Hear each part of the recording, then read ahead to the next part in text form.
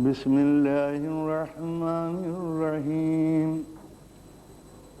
الحمد للہ رب العالمین والصلاة والسلام علی اشرف الانبیاء والمرسلین سید الاولین والآخرین شفیع النبیین ابی القاسم محمد وآلہ الطیبین الطاہرین المعصومین المظلومین المنتجبین ولعنۃ اللہ علی اعدائہم اجمعین اما بعد فقد قال اللہ تعالی وتبارک فی القرآن الحکیم بسم اللہ الرحمن الرحیم والعصر إن الإنسان لفي خسر الذين آمنوا وعملوا الصالحات وتواصوا بالحق وتواصوا بالصبر. گفتگو ہو رہی تھی انسان کی. ہر دور میں انسان کو گوشت و پوشت، ہڈیوں اور خون کا مجموعہ سمجھا گیا. اسلام اس انسان سے کوئی گفتگو نہیں کرتا جو بوچر کی دکان پہ تلنے لائق ہو. اسلام کی نگاہوں میں انسان کچھ اور چیز ہے. یہ اور بات ہے کہ جس انسان سے اسلام مخاطب ہے وہ اسی گوشت پوشت کے محل میں زندگی گزارتا ہے. یہ جسم کا نظام عمل کے لیے ہے اور اس عمل کے اوپر شعور کی حکمرانی ہے. یہ ایک انسان کا حصہ ہوا جس کا نام ہے مادی جسم. اس کے اوپر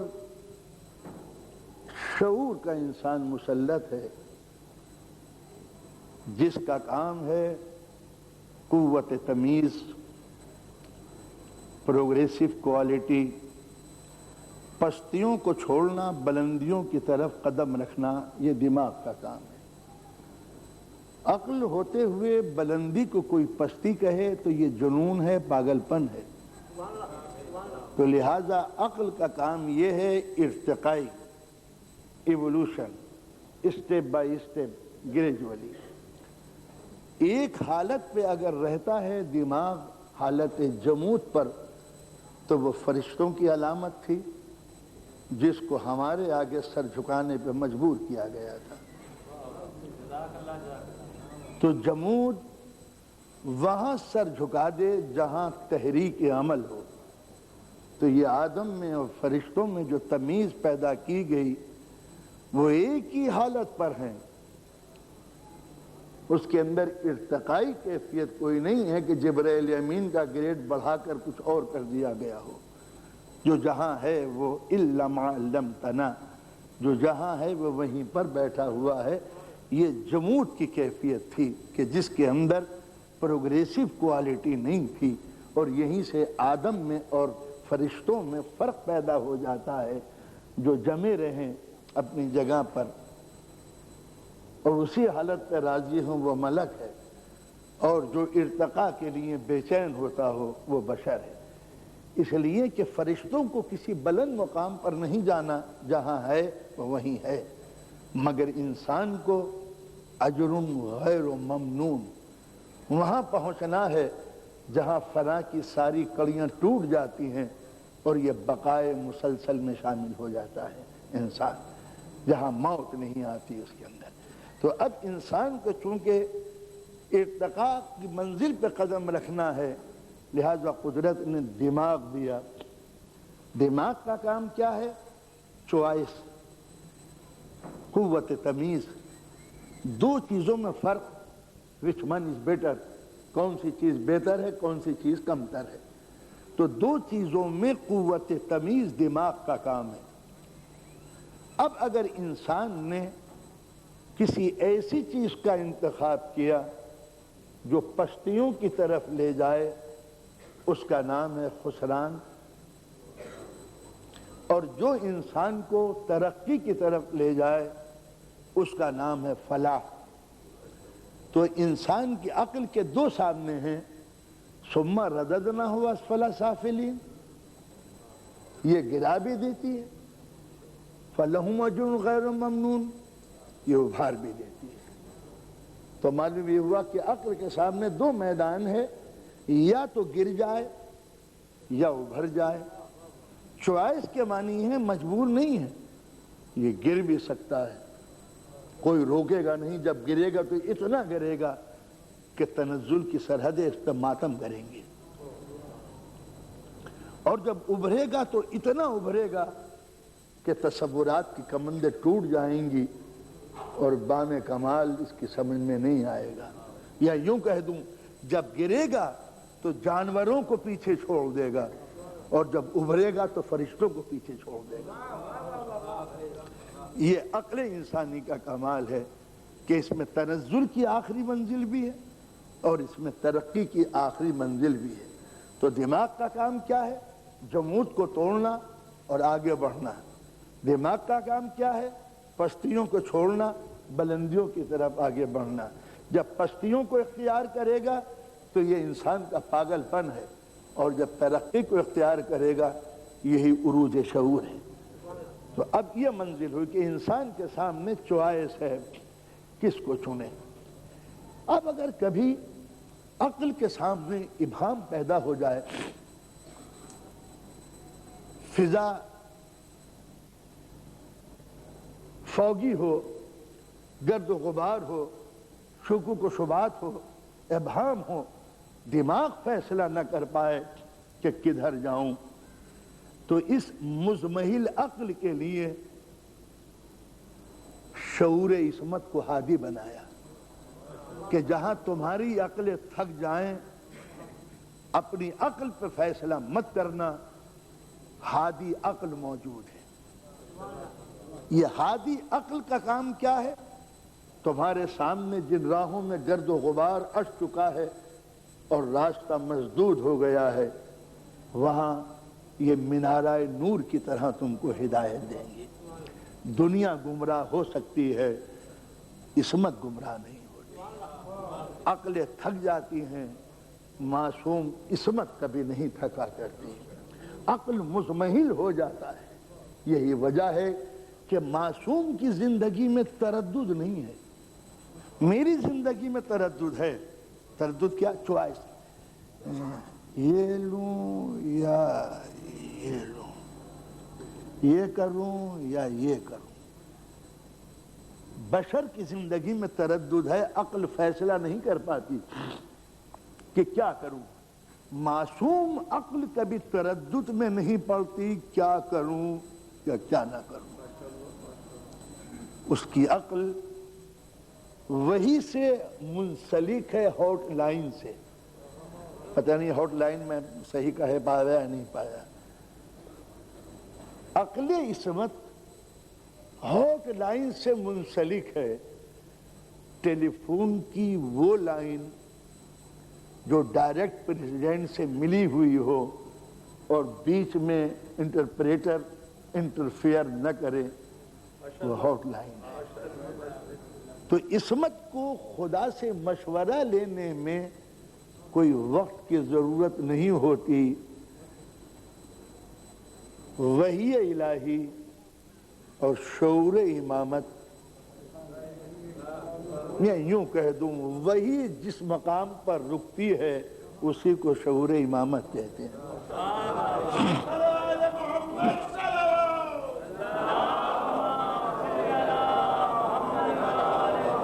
لہذا عصمت کو فیصلہ کرنے کے لیے بیوقوف امت کی کوئی ضرورت نہیں ہوتی۔ اس کو ضرورت نہیں اپنے فیصلوں میں۔ ہاں تمہارے فیصلوں کے لیے وہ کہہ سکتا ہے کہ کیا کرنا چاہیے بھئی، کیونکہ کیا پکانا چاہیے، کیونکہ وہ ظاہری مشورے آپ کی تربیت کے لیے دیتا ہے۔ معصوم کو کسی انسان کے مشوروں کی ضرورت نہیں پڑتی، اس لیے کہ بشر کے فیصلے سطحی ہوتے ہیں، عصمت کے فیصلے وہی سے منسلک ہوتے ہیں۔ اب اگر کوئی یہ کہے آپ مدینے میں رہیں، آپ کا یہ فائدہ ہے، مشوروں کا شکریہ، لیکن عصمت کبھی مدینے کے مشوروں پہ سفر کا آغاز نہیں کرتی، اس کا تعلق وحی الہی سے ہے، چاہے وہ آپ کو جواب دے یا نہ دے اور آپ اس کو ضد کہہ کے ٹال دیں، مگر عصمت کبھی عوام کے مشوروں کی رہین منت نہیں ہے۔ جن بیوقوفوں نے نبی کو مشورہ دیا خود اپنی حقیقت کھول کے رکھ دی، نبی کے ذہن میں کوئی کمی نہیں آئی۔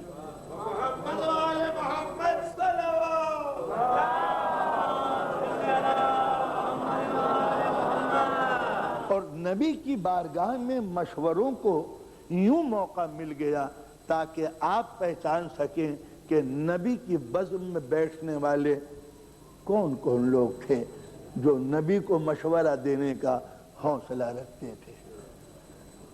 یہ معلوم ہو گیا کہ جو نبی کو، اگر نبی پوچھ رہے ہیں کیا کرنا چاہیے تو آپ ہاتھ جوڑ کے کہتے حضور وحی الہی سے آپ کا ڈائریکٹ تعلق ہے، ہم بیوقوفوں کو کیوں پریشان کر رہے ہیں؟ تو یہ پاس ہو جاتے۔ نبی نے کہہ دیا کہ بھئی مشورہ دو، انہوں نے بیوقوفوں نے مشورہ پیش کر دیا، اور وہ بھی تحریری، بخاری تک میں آ گیا۔ تو اب اندازہ لگایا کہ مشورہ دے کے انہوں نے اپنی نبی سے جو معرفت تھی اس کی پول کھول دی، اس لیے کہ کبھی بھی امت کا کوئی آدمی نبی کو مشورہ نہیں دے سکتا، اس کا ڈائریکٹ تعلق معبود سے ہوتا ہے۔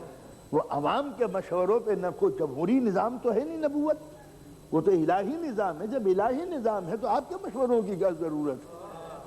تو اس طریقے سے جیسے مثال کے طور پر نبی نے یہ کہہ دیا اچھا تم کہتی ہو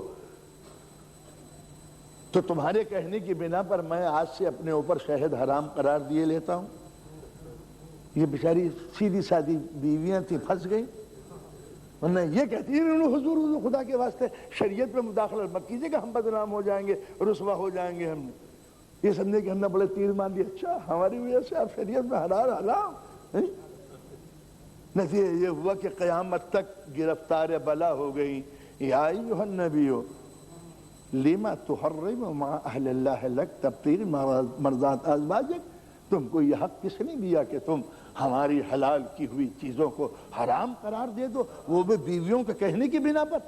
تو یہ تو ثابت ہو گیا کہ بیویوں کے بھڑکانے پہ شریعت بدلی ہے۔ تو اس کے معنی یہ ہے کہ جو قریب تھیں وہ شریعت کو بدلنے کی تمنائیں بھی رکھتی تھیں، تو نبوت کی حمایت کہاں ثابت ہوئی؟ تو اس طرح انہوں نے اپنے آپ کو مشورہ دے کے یہ ثابت کر دیا کہ ہمارے حوصلے نبوت کے احکام میں مداخلت کرنے کے بھی تھے، ہماری یہ حیثیت گویا قائم ہو گئی ہے۔ اور یہ قدرت نے کیوں کہا یہ؟ تاکہ انسان عقل کو سمجھنے کے لیے نشان چھوڑتا جائے، اس لیے کہ جب اللہ نے جسم پر عقل دی ہے اور عقل کا کام ہے قوت تمیزی، سلیکشن، دو چیزوں میں امتیاز، which one is better، کون سی چیز بے ہے، کون سی بہتر ہے، کون سی بہترین ہے۔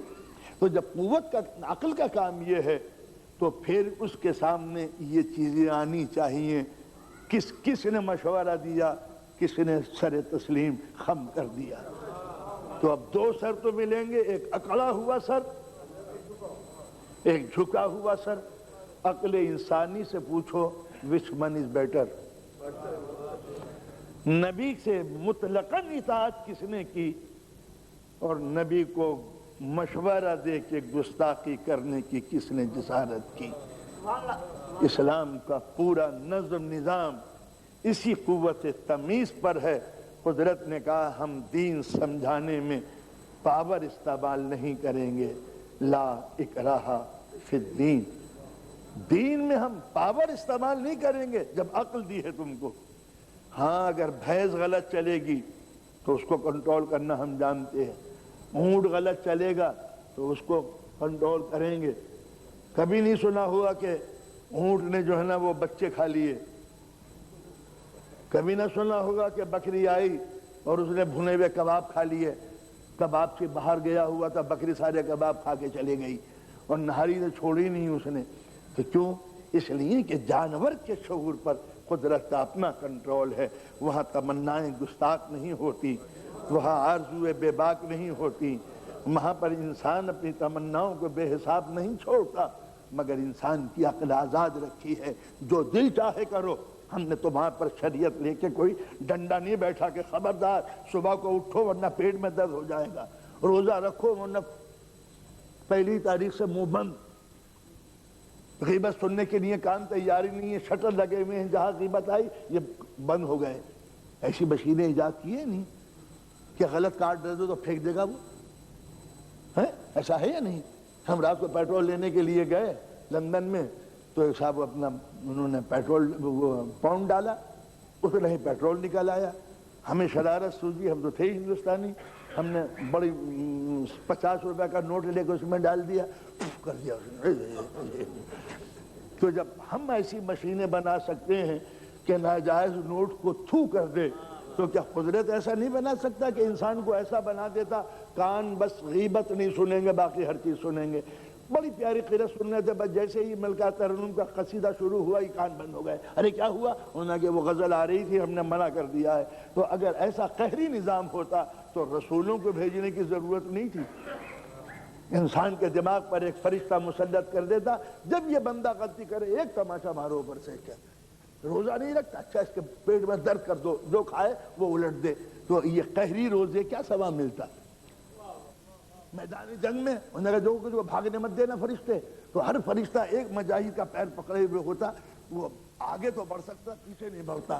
تو یہ جو مجاہد ہوتے مصنوعی آرٹیفیشیل، یہ کیسے ہوتے؟ اس کے اندر کسی کو سنانا تھا شب ہجرت، میں بھی گھبرانے کی ضرورت نہیں ہے، میں پھونک ماری دیتا ہوں یہ سو جائے گا، اسے نیند ہی نہیں آئے گی صبح تک، ایسے پڑا رہے گا وہ آنکھ بند کیے ہوئے۔ تو اب اگر ایسا کوئی سلیپنگ ٹیبلیٹ والا فرشتہ ہوتا جو زبردستی سلا دیتا تو مقصد تو پورا ہو جاتا، مگر آیت کبھی نہیں آتی وَمِنَ النَّاسِ مَن يَشْرِي نَفْسَهُ ابْتِغَاءَ مَرْضَاتِ اللَّهِ۔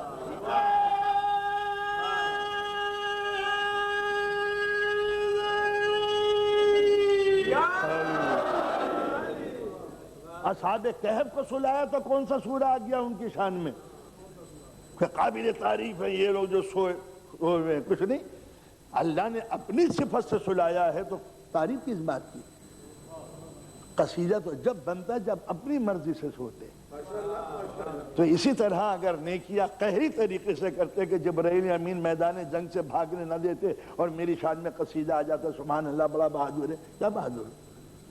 اس سے زیادہ بہادر تو وہ درخت ہے جو کھڑا ہوا ہے میدان میں گھنٹوں سے۔ تو اس طریقے سے قدرت نے انسان کو دماغ دے کے اختیار دے دیا، اما شاکرا واما کفورا، وَنَفْسٍ وَمَا سَوَّاهَا فَأَلْهَمَهَا فُجُورَهَا وَتَقْوَاهَا قَدْ أَفْلَحَ مَنْ زَكَّاهَا وَقَدْ خَابَ مَنْ دَسَّاهَا۔ ہم نے نفس کو اچھائی اور برائی کی راتیں دکھا دی ہے، وہ سنور گیا جس نے نیکیوں کو قبول کر لی، اور وہ کمر ڈوب گیا۔ تو اس کے معنی ہے کہ ڈوبنے کی بھی صلاحیت ہے اور ابھرنے کی بھی صلاحیت ہے۔ تو دماغ کو قوت تمیز دی قدرت نے کہ اچھائی اور برائی میں تمیز کرو، زبردستی ہم نہیں کریں گے دین میں تم کو، لا اکراہ فی الدین۔ پھر آپ کی پالیسی کیا ہے؟ قد تبین الرشد من الغی، حق اور باطل کو الگ الگ کر دیں گے ہم کبھی۔ اگر تمہاری سمجھ میں نہ آئے کہ حق کدھر ہے باطل کدھر ہے، اور دماغ تھک جائے فیصلہ نہ کر سکے، تو یہ دماغ عاجز ہوا۔ جب عاجز ہو جائے دماغ تو تکلیف شرعی ہٹ جاتی ہے، اللہ پہ واجب ہو جاتا ہے کہ اپنے بندے کی مدد کرے، اپنے بندے کی وہ مدد کرے۔ اس لیے کہ جب بشر کی عقل ختم ہو جائے گی، بھئی جادوگروں نے بھی ڈنڈے پھینکے، موسیٰ نے بھی ڈنڈا پھینکا، اب تک تو عقل بشر یہ نہیں سمجھ پائے گی کہ اس میں کون سا اچھا جادوگر ہے کون سا بڑھیا جادوگر ہے۔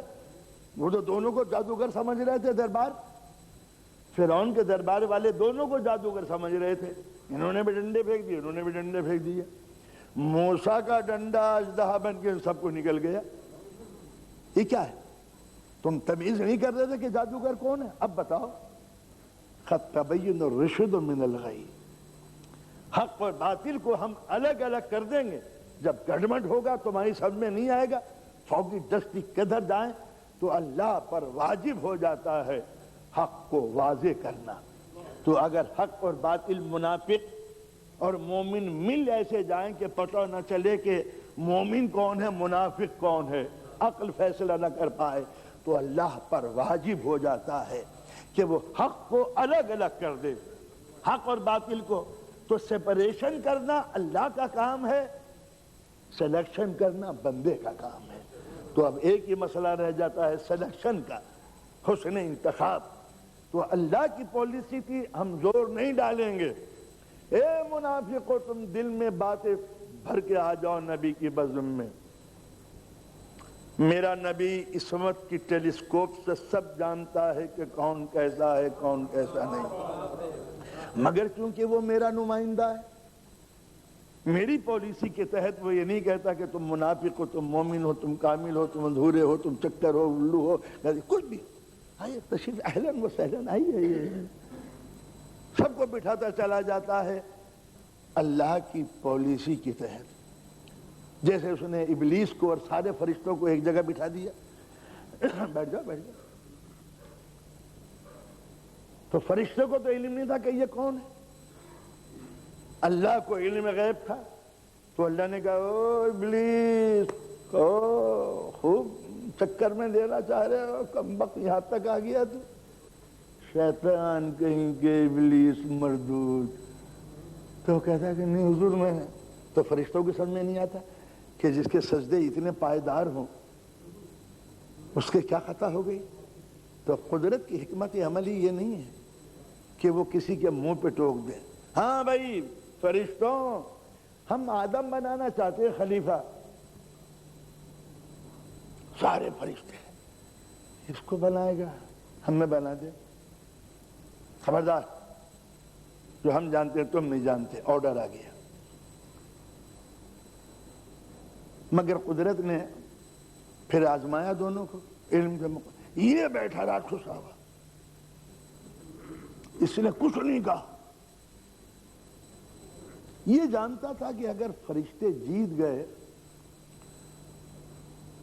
تو انتخاب ہوگا، یہ ہے معلم الملکوت، انتخاب ہوگا تو الیکشن ہوگا، الیکشن ہوگا تو الیکشن میں تو ہم آ ہی جائیں گے، سارے فرشتے ہمیں ووٹ دے دیں گے۔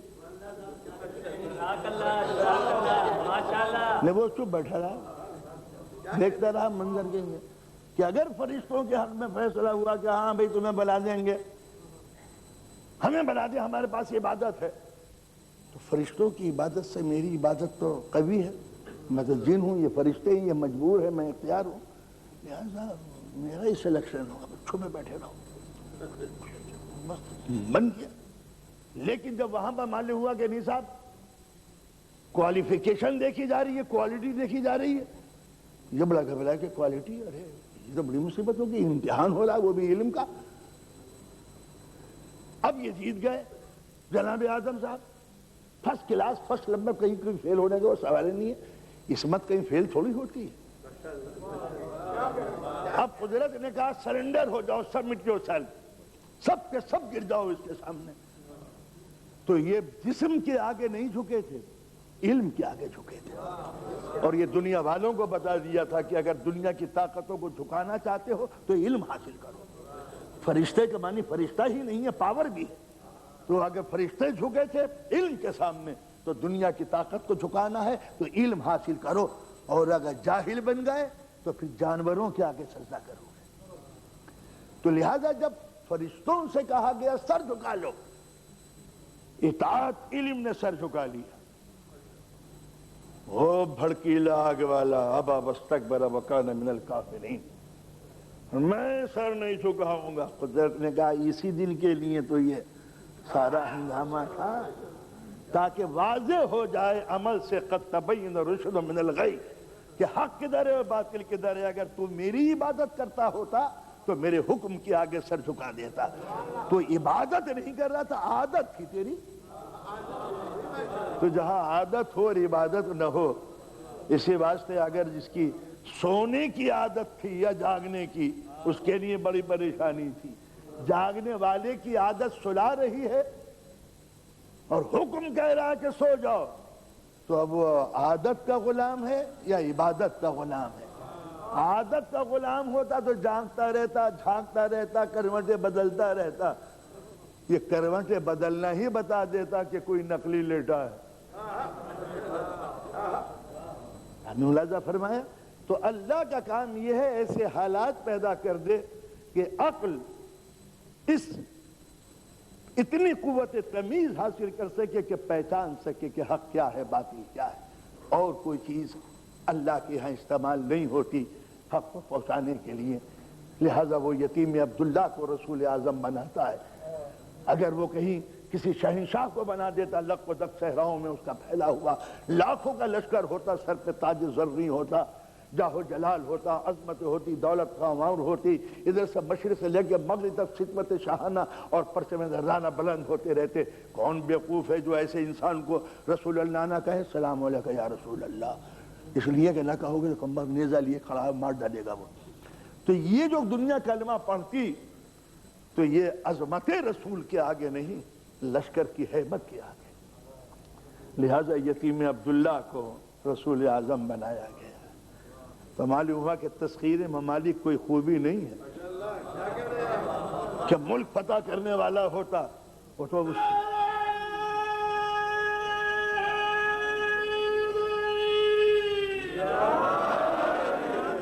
ورنہ چنگیز خان سے زیادہ کوئی اچھا رسول نہیں ہوتا۔ اتنے ملک فتح کیے ہیں اس نے کہ نہ پوچھئے۔ سکندر اعظم سے بڑھ کے کون تھا رسول اعظم؟ اگر ملک فتح کرنا ہی کوئی خوبی ہوتی دین کی تو سکندر اعظم کو رسول اللہ بنایا ہوتا، چنگیز خان کو، ہلاکو خان کو بنایا ہوتا، مگر قدرت ملک کی تسخیر کا اسلام نہیں دیتی، ذہن کی تسخیر کو دین کہتی ہے، اور ذہن کی تسخیر کمالات کے آگے جھکتی ہے، تلواروں کے آگے نہیں جھکتی۔ جسم تو سر جھکا دیتا ہے تلوار کے آگے، مگر ضمیر و خمیر و شعور و ادراک یہ کبھی تلوار کے آگے سر نہیں جھکایا کرتا۔ تو حق و باطل اگر ایک جگہ ہو جائے تو پھر اللہ کا کام یہ ہے کہ ان میں تمیز پیدا کرانے کے لیے ماحول پیدا کر دے۔ کون ہے رسول کا وفادار؟ مسئلہ یہ ہے کسی کے ماتھے پہ نہیں لکھا، اور رسول کی پالیسی بھی یہ تھی کسی کا دل مت توڑو، سب کو علم دے دو۔ ایسا نہ ہو کہ کوئی یہ کہہ دے کہ ہمارے اس لیے 9 ویکینسی لگی ہوئی تھی، ہمیں رسول نے لفٹ ہی نہیں دی، بس وہ ایک لاڈلا شہید تھا ہر جگہ، تم ہی جاؤ تم ہی جاؤ تم ہی جاؤ، تو ظاہر ہے کہ چلے گئے، ہم بیٹھے رہ گئے؟ نہیں، تم جاؤ۔ تو گئے، آ کیوں گئے؟ جان دے دیتے وہیں پر، یہ داغ نہ آنے دیتے وفا کے دامن پر کہ ہم نشین بھی کبھی کبھی دھوکہ دے دیتا ہے۔ تو اتنی جنگوں میں بلا امتیاز علم دے کے آگے بڑھانا اسلام کی پالیسی تھی، اور جنگ سے منہ چڑھا کے بھاگ جانا منافقت کی چال تھی۔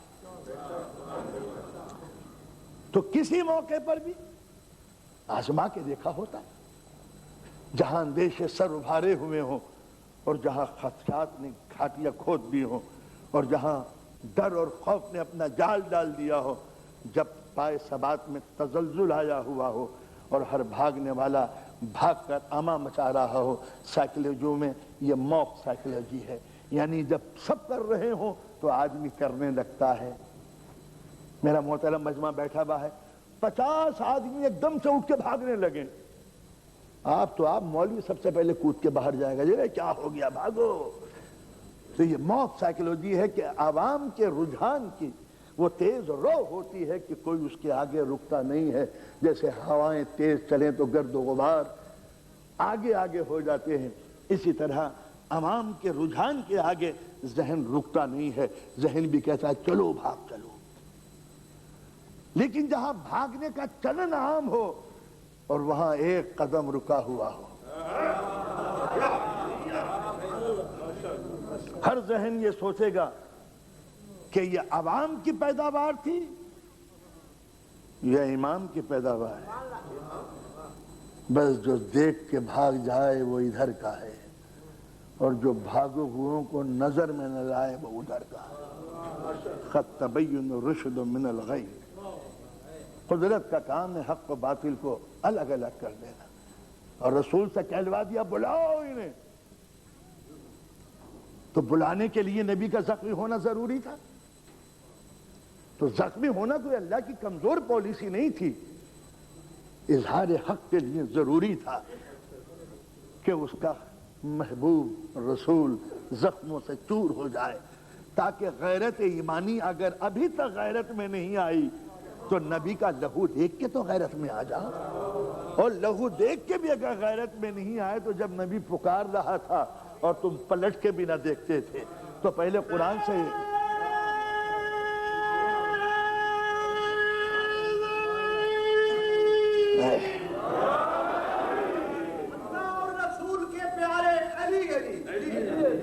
اللہ اور رسول کے پیارے علی علی، مشکل میں دستگیر ہمارے علی علی، خیبر میں جو علی نے در اکھاڑ کے پھینکا، اصحاب غم زدہ بھی پکارے علی علی۔ کیا کرتے نہ پکارتے تھے بیچارے، پوزیشن خراب ہو رہی تھی۔ تو آپ نے ملاحظہ فرمایا کہ اس طریقے سے حالات کو ایسا بنا دو کہ اگر ابہام کہیں ہے، ڈاؤٹ کہیں ہے، شک کہیں ہے، تردد کہیں ہے، تو ذہن کو فیصلہ کرنے میں کوئی پریشانی نہ ہو کہ مصیبتوں کے وقت کون تھا اور راحتوں میں کون قریب آ گیا۔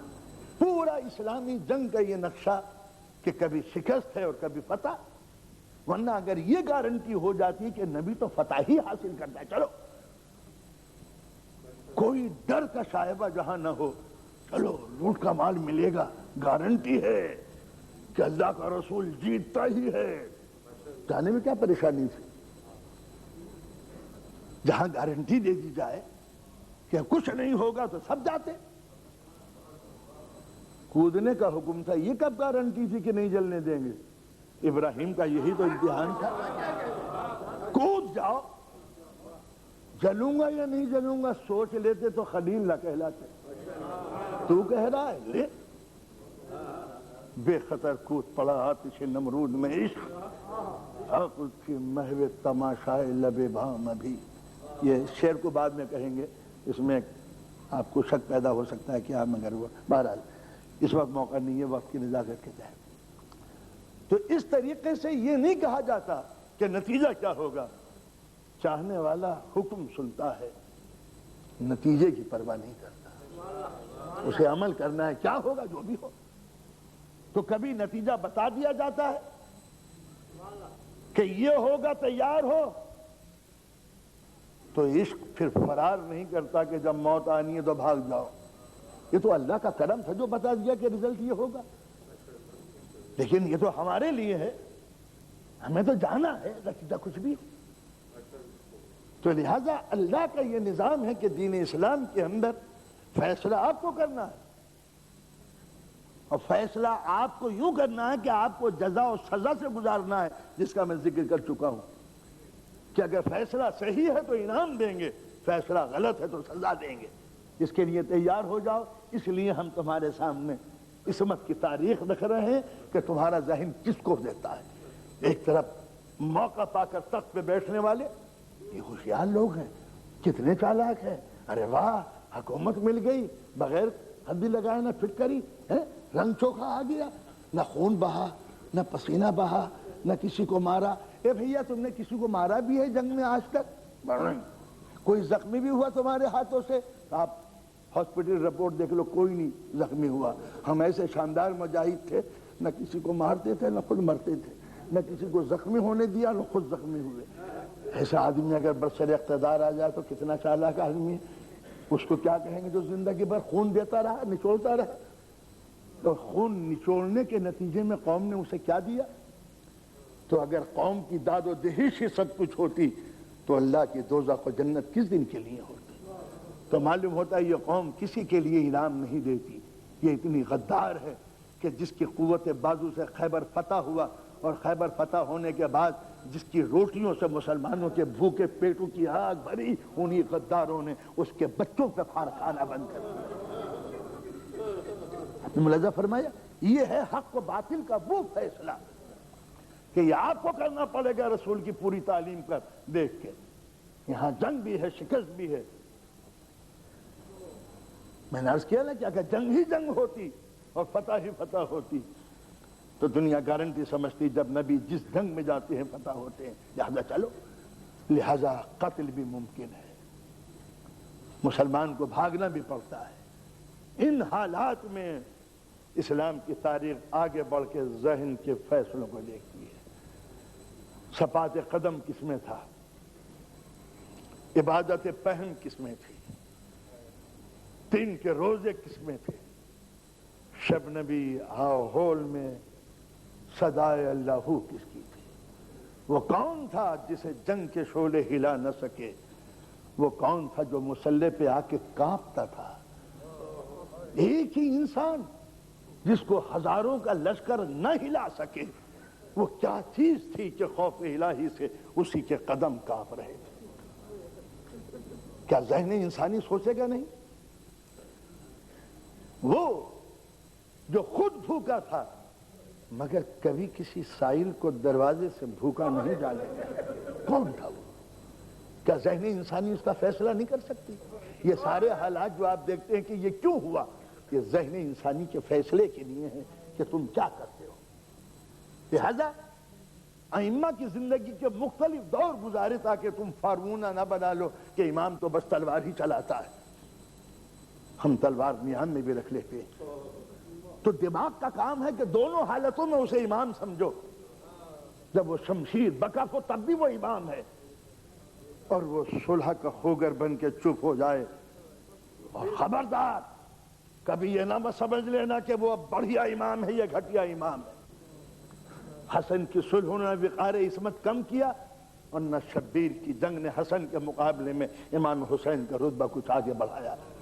وہ صلح کر کے بھی کربلا کا حسین ہے، اور وہ جنگ کر کے بھی مدینے کا حسن ہے۔ کوئی فرق کسی امام میں نہیں ہے۔ جس دن فرق کہہ لیا کہ یہ سپیریئر امام ہے اور یہ ذرا گھٹیا قسم کے امام تھے، کافر ہو جاؤ گے اسی دن۔ امام امام ہے، چاہے وہ چپ ہو۔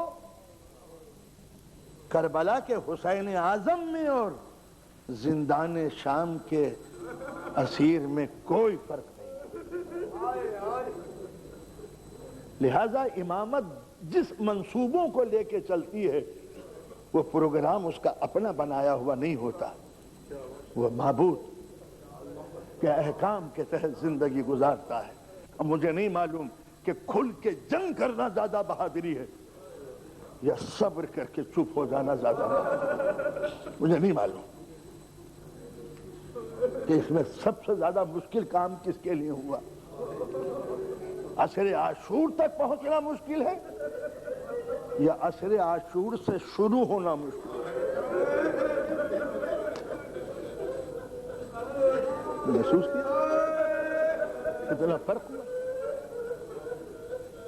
تو لہذا امام سجاد کا کام کربلا کے بعد وہ بند دریچے شعور کے، وہ عقل و خرد کی بندشیں جہاں سوچنے پہ مجبور نہ کرتی تھی۔ کربلا نے سوالات، کربلا کا کام کیا تھا؟ سوالات پیدا کرنا۔ کربلا کا کام ذہن میں سوال پیدا کرنا، امام سجاد کا کام سوالوں کا جواب دینا۔ یہ دونوں کی حکمت عملی میں فرق ہے، لہذا ان کا زندہ رہنا ضروری تھا۔ کربلا کا شہادت کی منزل پہ پہنچنا ضروری، لہذا اتنی دیر کے لیے انہیں غش میں رکھا کہ کہیں صدائے استغاثہ امام پر جنگ واجب نہ کر دے، لہذا یہ غش میں رہے، اور غش سے آفاقہ جو ہوا 12 اماموں کی زندگی سامنے رکھ لیجئے، کسی امام کے اوپر پہلے امامت کے دن پر اتنا مشکل بوجھ نہ پڑا جتنا مشکل سید سجاد کو فتویٰ دینا۔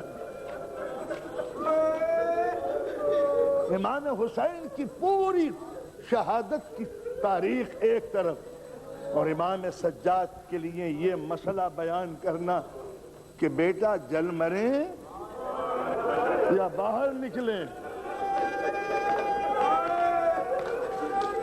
اتنا بڑا مشکل کام۔ اور جناب زینب کا جو جملہ ہے پہلا، اے زینب، انسانیت تیرے ایک جملے کی قیمت ادا نہیں کر سکتی جو زینب نے سید سجاد کے شانے ہلا کے کہا، بیٹا اب تم امام وقت ہو، فتویٰ دو۔ آپ جانتے ہیں کہ اس جملے میں کتنا حسن تھا؟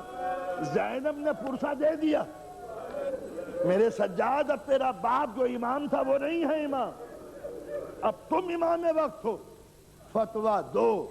ایک ہی سانس میں دونوں فریضے ادا کرنا، نئے امام کی مبارکباد اور پرانے شہید امام کا پرسہ۔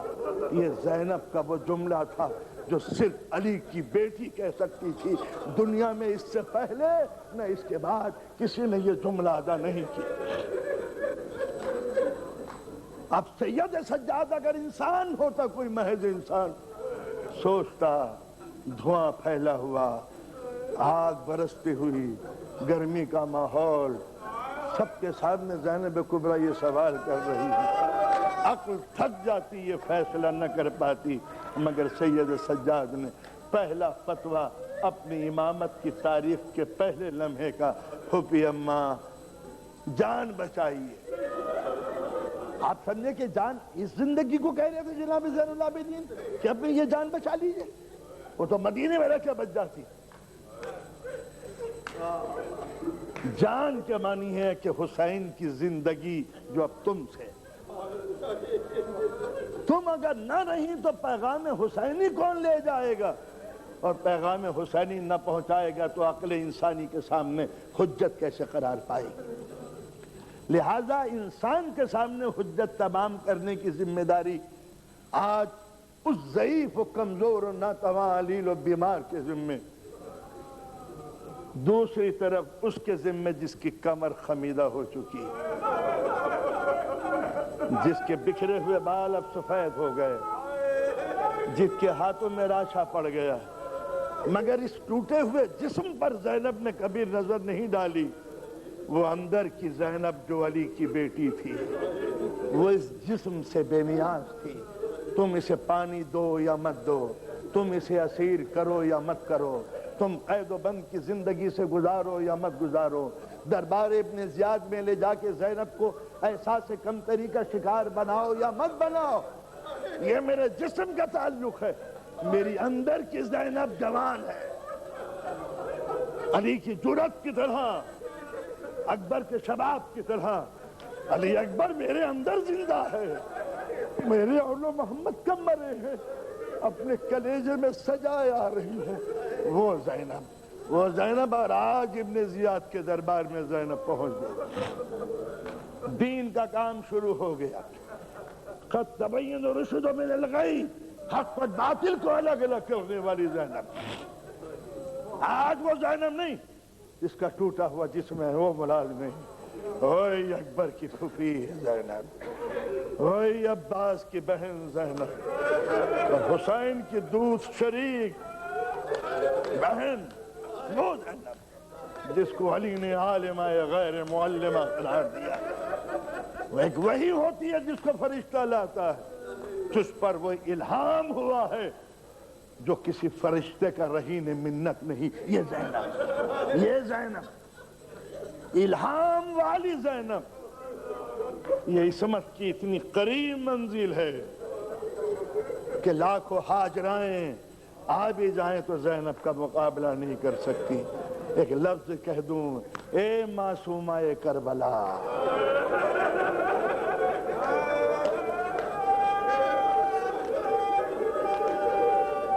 ابن زیاد نے زینب کو دیکھا، عزاداران امام مظلوم، کربلا کا جو اصل پیغام ہے شعور کے سامنے ابہام کے پردے ہٹانا، جہاں تم عذر پیش کر سکو کہ ہم سمجھ نہ پائے اس کو سمجھانا۔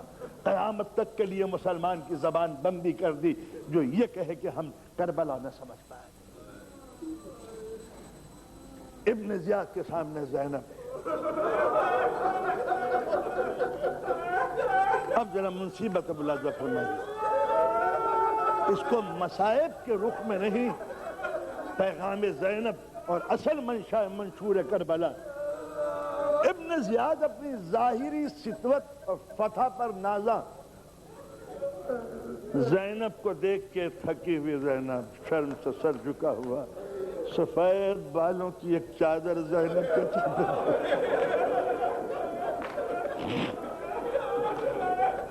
یہ دربار بھی جانا پہچانا تھا، جہاں ابن زیاد بیٹھا تھا وہ جگہ بھی زینب اچھی طرح پہچانتی تھی۔ کل میرے بابا بیٹھتے تھے یہاں، کل یہاں مظلوموں کی داد رسی ہوتی تھی، کل یہاں مظلوم حق پاتے تھے، کل یہاں ابن ملزم کے بازو کھولے جاتے تھے، کل یہاں قیدیوں کو کھانا عزت کے ساتھ ملتا تھا۔ آج میں اسی کوفے میں ہوں، در و دیوار پہچانتے تھے وہ زینب،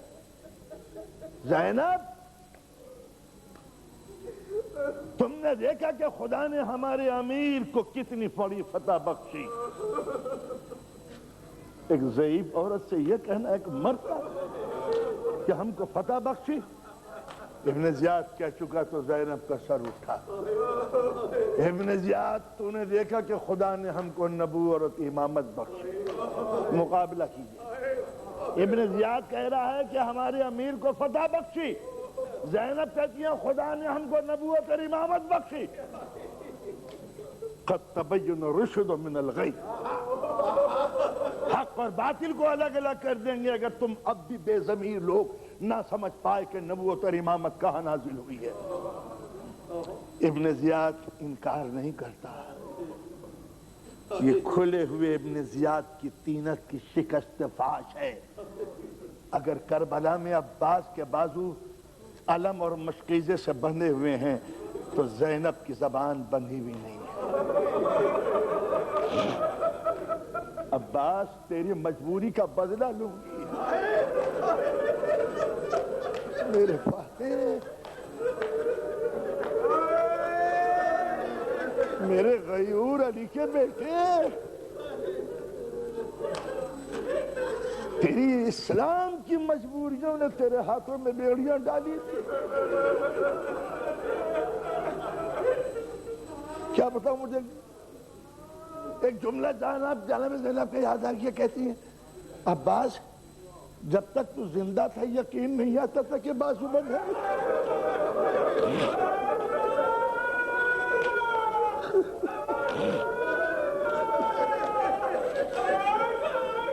یہ بات تو زینب نے علی کے سامنے بھی کہہ دی تھی۔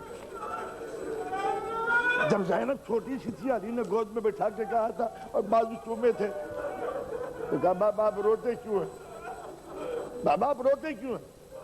کہا بیٹی زینب تیرے بازوؤں میں رسن بن جائے گی۔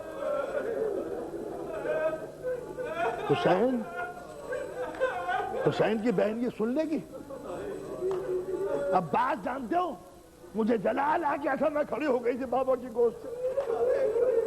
ذہن میں ایک تصور تھا جس کا عباس بھائی ہو زینب کے بازو، چونکہ علی کا جملہ تھا لہذا دل میں گمان تو گزرتا تھا، مگر عباس جب تیرے بازوؤں کو دیکھتی تھی وہ زینب، آج وہ زینب ابن زیاد کے دربار میں کھڑی ہوئی، خدا نے ہم کو امامت اور نبوت بخشی۔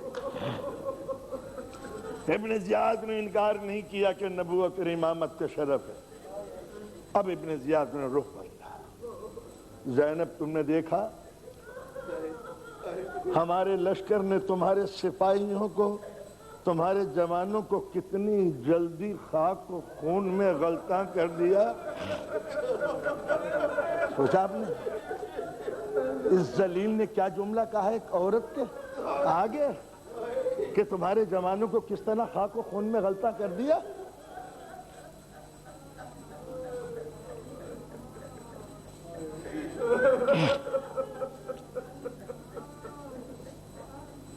تم نے دیکھا جناب زینب، تم نے دیکھا کہ میرے لشکر نے تمہارے جوانوں کو خاک و خون میں غلطہ کر دیا۔ کوئی عورت ہوتی تو چیخ مار کر رونے لگتی، ایک ایک شہید کا چہرہ یاد آ جاتا، ایک ایک شہید کا چہرہ یاد آتا۔ مگر جب ابن زیاد نے کہا ہے دیکھا زینب تم نے ہمارے لشکر کو کہ کتنی جلدی تمہارے جوانوں کو خاک و خون میں غلطہ کر دیا، زینب نے مسکرا کے سر اٹھایا۔ آج زینب مسکرا رہی ہیں، اے ابن زیاد اپنے لشکر کی تعریف کرتا ہے؟ ذرا کوفے کے بازاروں میں اور شام کے گھروں کے اندر رانڈوں کے رونے کی آواز سن کہ میرا ایک جوان جہاں گرا ہے وہاں سینکڑوں نے دم توڑ دیا۔ یہ صرف علی کی بیٹی کہہ سکتی ہے۔ اپنے سپاہیوں کے مردوں کو گن، اور نہ گن سکے تو کوفے کی گلیوں سے گزر اور رانڈوں کے رونے کی آواز سن۔ تو مجھے دہلاتا ہے کہ تو نے میرے لشکر کو خاک و خون میں ملا دیا۔ بنی ہاشم کے جوانوں کے لیے مرنا بازی چاہے اطفال ہے ابن زیاد۔ اب ابن زیاد کی سن میں نہیں آتا کیا کہے۔ زینب، خدا نے تمہارے جھوٹ کو بڑی جلد ظاہر کر دیا۔ تمہارے جھوٹ کو، اس سے مراد نہ زینب ہے نہ حسین ہے، اس سے مراد رسول اللہ ہے۔ تمہارے نبی نے معاذ اللہ جھوٹ یہ سب کھیلا کر رہا۔ جناب زینب کہتی ہے خدا کا شکر ہے جس نے میرے نبی کو صداقت سے سرفراز فرمایا۔ ابن زیاد کے دربار میں نبی کی صداقت کا کلمہ پڑھنے والی کون تھی؟ اسی 10 برس کے بیٹے کی بیٹی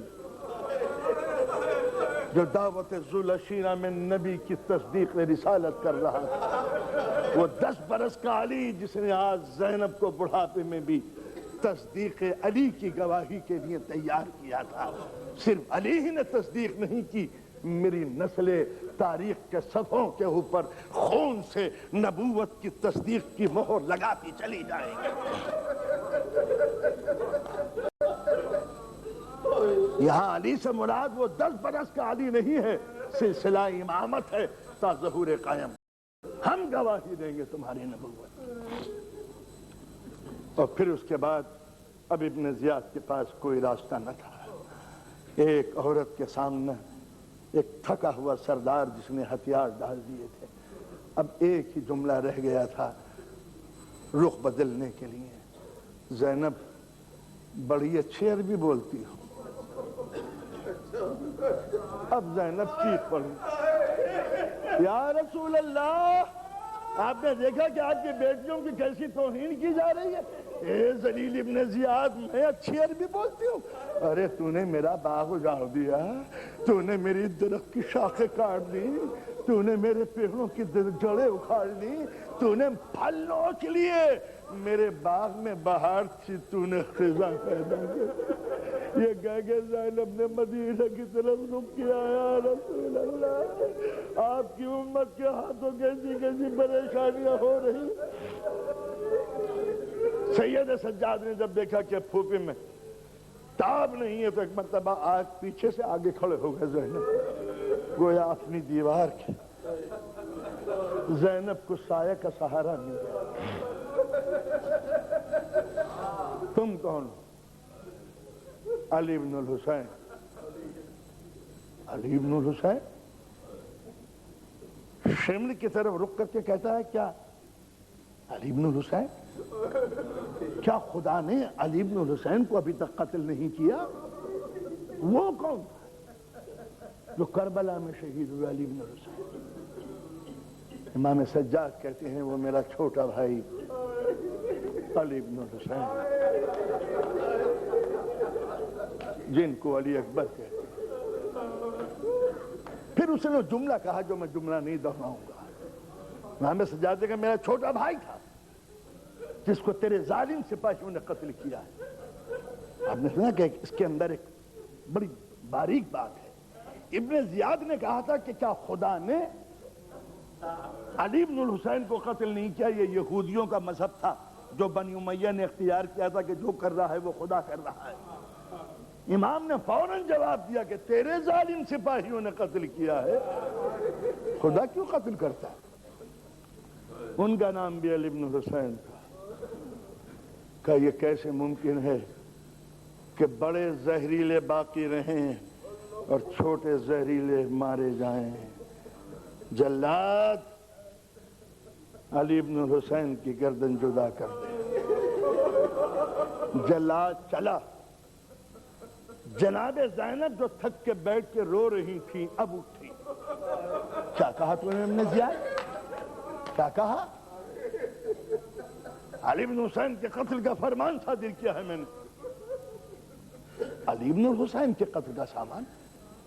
اس کو معلوم ہے کہ اس زمین پر نسل رسول میں اب اس کے علاوہ کوئی نہیں. مجھے معلوم ہے. تو کیا تو نسل رسول کو مٹانا چاہتا ہے؟ ہمیں اندازہ لگایا کہ زینب نے کہا ظالم کو پکڑا. کیا تو نسل رسول کو مٹانا چاہتا ہے؟ ابن زیاد جلدی میں اپنے بزرگوں کی پالیسی کا اعلان کر بیٹھا. ہاں زینب، ہم نسل رسول کو مٹائیں گے. قد تبین الرشد من الغی، ان کو پہچانو کہ یہ کون ہے. جب ابن زیاد نے یہ کہا کہ میں نسل رسول کو مٹانا چاہتا ہوں، تو اب زینب نے کہا کہ کیا تو چاہتا نہیں ہے کہ نبی کی نسل چلے؟ نہیں. اب زینب نے دربار کو دیکھا. یہ تمہارے نبی کی نسل مٹانا چاہتا. اٹھو اٹھو، ارے اپنے نبی کے لال کو بچاؤ. زینب پورا چکر دربار کا گزار کے آ گئی، جانے پہچانے صحابہ کرام کے چہرے. بچا لو اپنے نبی زادے کو. پورا چکر لگا کے آ گئی، کوئی نہیں اٹھا. پھر زینب چلی. بچا لو اپنے نبی زادے کو، بچا لو. اٹھو. انس صحابی رسول، اٹھ. تم نے تو میرے جد کے دسترخوان پر بیٹھ کے روٹیاں توڑی ہیں. اٹھ، بچا دے اپنے نبی کے بیٹے کو. سب سر جھکائے بیٹھ گئے. زینب ہار گئی. کہیں کوئی حمایت کے لیے نہیں اٹھا. یہ میں نے جملہ کہا ہے زینب ہار گئی. اسلام نے کبھی نہیں کہا کہ زینب ہاری. اعلان حق کر دیا زینب نے کہ اتنے لوگوں میں بھی کوئی رسول کی نسل کا چاہنے والا نہ تھا. پہچان. زینب نے دروازے بند کر دیے. کس کو کہتے ہو رسول کے چاہنے والے؟ کن کو کہتے ہو تم کے رسول کے دوستدار تھے جو نسل مٹتی ہوئی دیکھی اور تماشبی بنے؟ یہ تھا کربلا کا منشا. اب زینب سامنے آئی ابن زیاد کے. ابن زیاد جانتا ہے میں کون ہوں تجھے. اب وہ زینب نہیں جو کچھ دیر پہلے رو رہی تھی. اب پھر ذوالفقار اٹھ گئی مقتل. ابن زیاد جانتا ہے میں کون. ابن زیاد زینب کے اس لہجے سے مرعوب ہو کے سر جھکا لیتا ہے. جانتا ہے کہ میں کون ہوں. علی کی بیٹی ہو زینب تم. علی کو پہچانتا ہے کون. ہاشم کے خاندان کے چشم و چراغ. ابن زیاد سے کہلوا رہی ہے اپنا رشتہ ہاشمی نسل. ابن زیاد کبھی اس نسل کے کسی انسان نے کسی غیر کے آگے ہاتھ پھیلایا ہے؟ ابن زیاد ہمارے خاندان کے کسی بزرگ نے کسی سے کوئی چیز مانگی ہے؟ ابن زیاد زینب کے اس سوال میں کھو گیا. کیا جواب دے؟ ابن زیاد ہمارے بزرگوں میں سے کسی نے سوال کیا ہے قوم کے سامنے؟ نہیں زینب، تمہارے خاندان میں کسی نے کسی سے سوال نہیں کیا. ابن زیاد اگر علی کی بیٹی زینب تجھ سے کچھ سوال کرے گی تو دے گا؟ ابن زیاد میں تجھ سے مانگ رہی ہوں، آج تک ہم نے کوئی چیز نہیں مانگی، اگر مانگوں تو دے گا؟ ابن زیاد گھبرا رہا ہے کہ نہ جانے زینب کیا سوال کرنا چاہتی ہے. زینب کی پوری گرفت ابن زیاد کی سیاست پہ چھا گئی. ابن زیاد مانگوں گی دے گا. بڑی دیر کے بعد سر جھکا کے ابن زیاد نے کہا جی کی بیٹی مانگو. تم نے کبھی کسی سے سوال نہیں کیا، میں وعدہ کرتا ہوں جو تم کہو گی میں دوں گا. نوکر تو نہیں جائے گا. اب پھر زینب پلٹتی ہے دربار کی طرف. درباریوں تم نے سن لیا؟ سن لیا تم نے؟ ابن زیاد نے یہ وعدہ کیا ہے کہ یہ دے گا. ابن زیاد وحد سے پھر مت جانا. کہ مانگو زینب. کہا بس جلاد سے یہ کہہ دے سید سجاد کی گردن کاٹنے سے پہلے زینب کی گردن کاٹ. اس لیے کہ میں نے حسین سے وعدہ کیا تھا تیری نسل کو بچاؤں گی. اور جب نسل نہ بچا سکی تو جی کے کیا کروں گی؟ ابن زیاد قاتل سے کہتے کہ زینب کی گردن اڑا دے، پہلے میری گردن جدا کر دے۔ جلاد چلا، زینب نے ایک مرتبہ پلٹ کے سید سجاد کو دیکھا، میرے لال موت سے مت گھبرانا، میرے لال موت سے مت گھبرانا۔ مسکرا کے کہتے ہیں سید سجاد علی کی بہادر بیٹی، علی کی نسل میں خوف نہیں آیا، ہم موت سے نہیں ڈرتے۔ زینب نے گلے میں باہیں ڈال کے کہا میرے لال پہلے میں ماری جاؤں گی، گواہ رہنا پہلے میں ماری جاؤں گی، تب کہیں موت تمہاری گردن تک پہنچے گی۔ ایک مرتبہ پھر سید سجاد کہتے ہیں پھوپھی جان آپ علی کی اولاد کو موت سے ڈرتے ہوئے نہیں دیکھیں گی، میں پاس ثباتی کے ساتھ جان دے دوں گا۔ مسکرا کے زینب کہتی ہے میرے لال تیرے سامنے میری گردن کاٹی جائے گی۔ ادھر جلاد چلا، ہاتھ میں تیغا اٹھایا، جیسے ہی وار کرنا چاہتا تھا تمام دربار کے صحابہ کرام کھڑے ہو گئے۔ اے ابن زیاد، انس کہتا ہے اے ابن زیاد، ارے خدا کے واسطے نبی کی بیٹی پر وار مت کرنا، اس لیے کہ جب ہم جاہل تھے، جب ہم کافر تھے، ہم نے کسی عورت کو نہیں مارا، مگر ابن زیاد اب تو ہم مسلمان ہیں۔ یہ کون سا دین ہے کہ عرب ایک عورت پہ ہاتھ اٹھا رہا ہے، وہ بھی اس کے محسنہ پر؟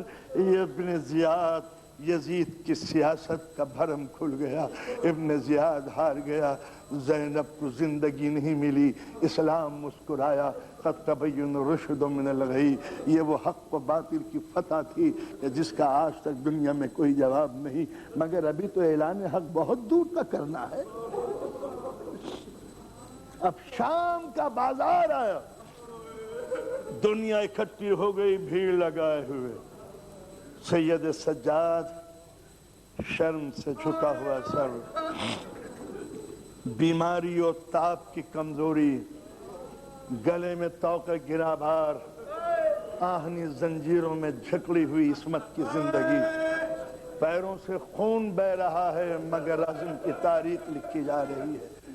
نہ جانے کون آ کے سید سجاد کے سامنے کھڑا ہو گیا، اس نے دونوں ہاتھ بیمار کربلا کے کاندھے پر رکھ دیے، امام نے نظر اٹھائی، ایک چہرہ سامنے تھا، مد مقابل نے سوال کیا آپ مجھے پہچانتے ہیں؟ کہا اچھی طرح پہچانتا ہوں۔ پہچانتے ہیں آپ مجھے؟ اچھی طرح پہچانتا ہوں۔ سوال کروں؟ کہا پوچھ۔ کہا یہ بتائیے کون جیتا کون ہارا؟ اس حالت کا اندازہ لگائیے کہ عزیزوں کے سر نوں کے سینہ پر، بہنوں کے سر کھلے ہوئے، پھوپھیاں بے مقنا و چادر، ماؤں کے بازوؤں میں رسن، ننھی سی سکینہ کے گلے میں رسی، اور اس حالت میں سید سجاد سے پوچھا جا رہا ہے جیتا کون ہارا کون؟ امام نے بڑی متانت سے لبوں پہ مسکراہٹ پیدا کی، طلحہ کے بیٹے انتظار کر، جب مؤذن اذان دے اس وقت پوچھنا کہ جیتا کون ہارا کون۔ اے فرزند طلحہ، اگر تم نے اذان میں اشہد ان محمد الرسول اللہ نکال دیا تو ہم ہارے، تم جیتے، اور آج بھی اگر مؤذن اشہد ان محمد الرسول اللہ کہہ رہا ہے تو ہم جیتے، تم ہارے۔ یہ اس منظر کی کوئی دنیا میں قیمت ہو سکتی ہے کہ یزید کے پردے میں یہ پورا سماج، یزید نہیں، یہ پورا سماج جو دشمن آل رسول اور دشمن دین حق تھا، اس نے کربلا کا ڈھونگ صرف اس لیے رچایا تھا تاکہ دنیا میں کوئی محمد الرسول اللہ کا نام نہ لے سکے۔ اور امام سجاد کا یہ جملہ کہ اگر اشہد ان محمد الرسول اللہ اذان میں ہے تو وہ کربلا کا بچایا ہوا ہے، کربلا کا بچایا ہوا ہے، فتح ہماری ہے، شکست تمہاری ہے۔ طلحہ کے بیٹے محمد ابن طلحہ کے پاس کوئی جواب نہ تھا، بیمار کربلا انہی منزلوں سے گزرتے ہوئے، مگر ہر قدم پر اظہار حق اتنا کرتے چلے گئے کہ اگر کسی ایک قریے کے دروازے سے داخل ہوئے ہیں تو دوسرے سے نکلنے نہ پائے تھے، جو پھر اس شہر میں بغاوت کے شعلے بلند ہونے لگے۔ وہ بزدل کوفہ، وہ بزدل مدینہ، وہ بے حس مکے کے لوگ جن کو حسین نے سب تاریخ میں ان کے کرداروں کو لکھ دیا تھا، کربلا ختم ہوئی، اب وہی بزدل کوفہ مختار کے ولولوں کے ساتھ بیدار ہو گیا۔ وہی مدینہ جس نے حسین کو تنہا جاتے ہوئے دیکھا اور کوئی اف نہ کی، وہی مکے کی عبادت گزار لوگ، مصنوعی حج کرنے والے، مصنوعی عبادت گزار بندے، آج اس مکے کے اندر، اسی مدینے کے اندر اتنی بغاوت کی چنگاریاں پیدا ہوئیں کہ یزید نام کا لینے والا کوئی زندہ نہیں رہا۔ مدینہ اٹھ کھڑا ہوا یزید کے خلاف، مکہ بیدار ہو گیا یزید کے خلاف، چاروں طرف قریوں میں آگ لگنے لگی یزید کے خلاف۔ یہ زینب کی تقریروں کا اثر تھا، یہ زنجیروں کی آواز کی تاثیر تھی۔ اب مدینے نے جس وقت یزید کے بیعت کا انکار کر دیا، یزید کا لشکر چلا اور یزید کے لشکر نے مدینہ رسول کو گھیر لیا۔ یاد ہے جب ابن عباس نے یہ مشورہ دیا تھا کہ مولا مدینے کو چھوڑ کے مت جائیے، جب لوگوں نے مشورہ دینے کی جسارت کی تھی، جس کو میں نے شروع میں عرض کیا کہ آپ مدینہ مت چھوڑیے، تو امام نے کہا تھا کہ میں نہیں چاہتا کہ میرے نانا کا مقدس شہر تباہ و برباد ہو، ورنہ کل کا مورخ ساری مدینے کی تاراجی و تباہی حسین مظلوم کے نام لکھتا۔ ان کی وجہ سے مدینہ تاراج ہو گیا، ورنہ کوئی ضرورت نہ تھی۔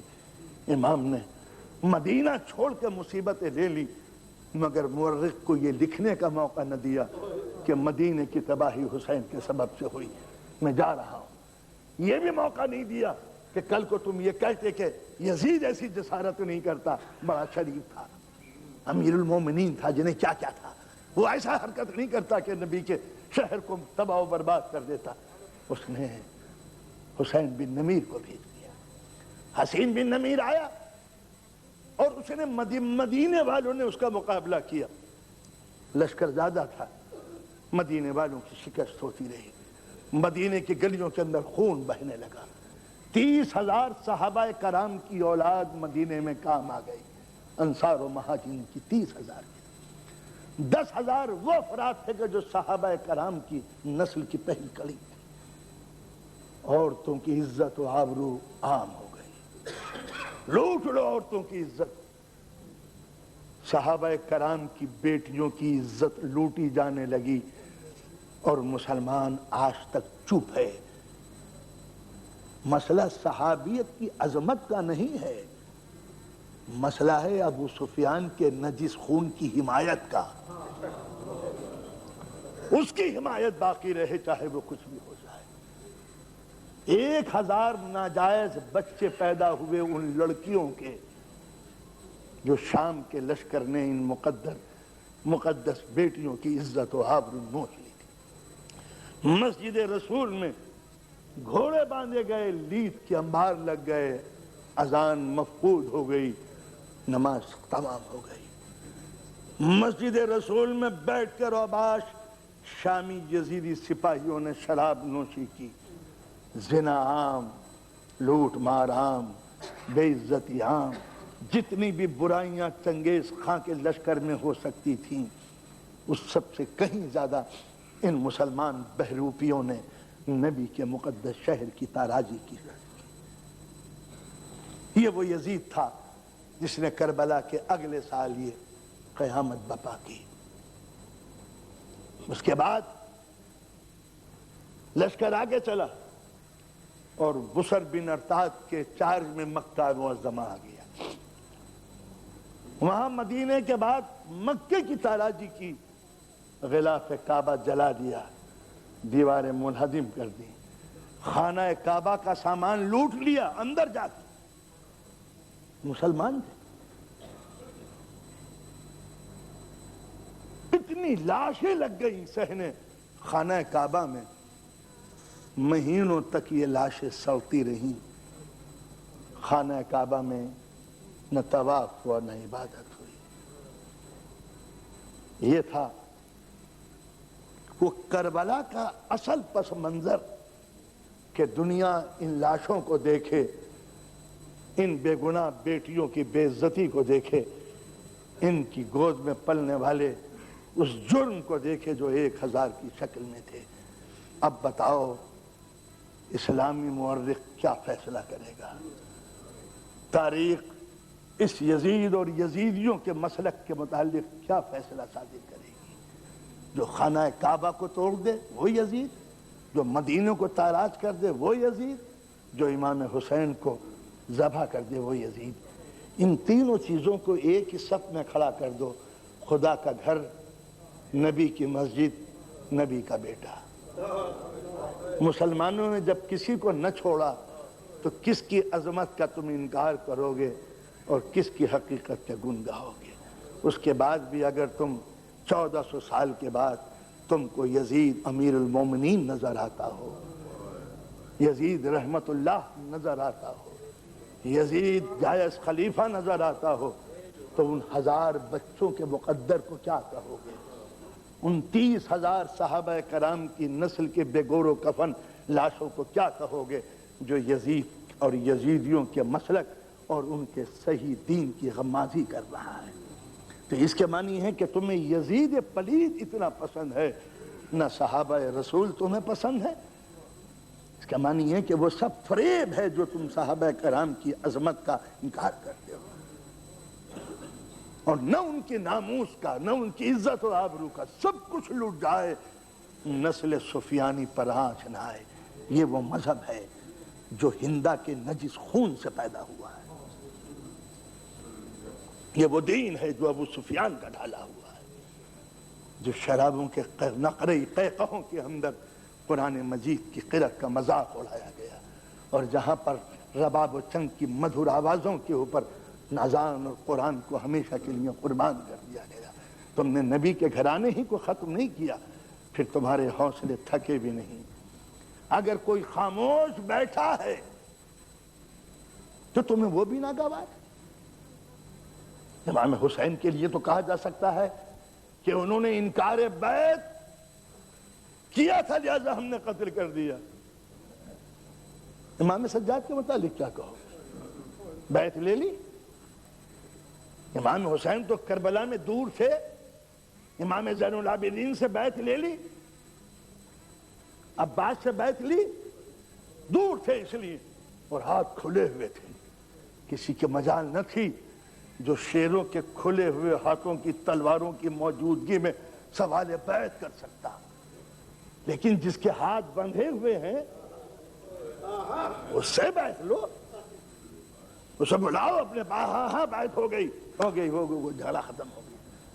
ہے ہمت؟ ہائے حسین تیری فتح کہ ہاتھ بندھے ہوئے ہیں اور کوئی بیعت کا سوال نہیں کرتا۔ بتاؤ جیتا کون ہارا کون؟ لے لے بیعت۔ سید سجاد سے ڈر لگتا ہے؟ بتاؤں، ایک چھوٹا سا بچہ ہے محمد، حسن کا بیٹا، حسن کا پوتا، اس سے بیعت لے لے۔ ہے ہمت؟ سکینہ سے سوال کر کے دیکھ۔ چھوڑ، یہ مقدرات عصمت کے جگر پارے ہیں، ان کے لہو میں جرأتوں نے قرآن لکھے ہیں۔ یہ کنیز تھکی ہوئی بوڑھی کنیز، اس سے پوچھ، سوال کر، بیعت کر۔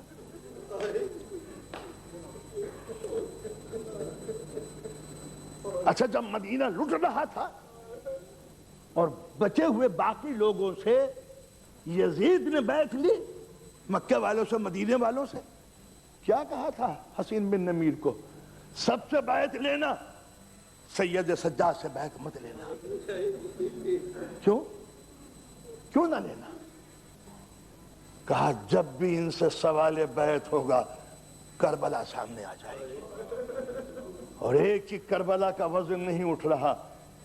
امام سجاد یزید کی نگاہوں میں بھی حسین کا وارث تھا،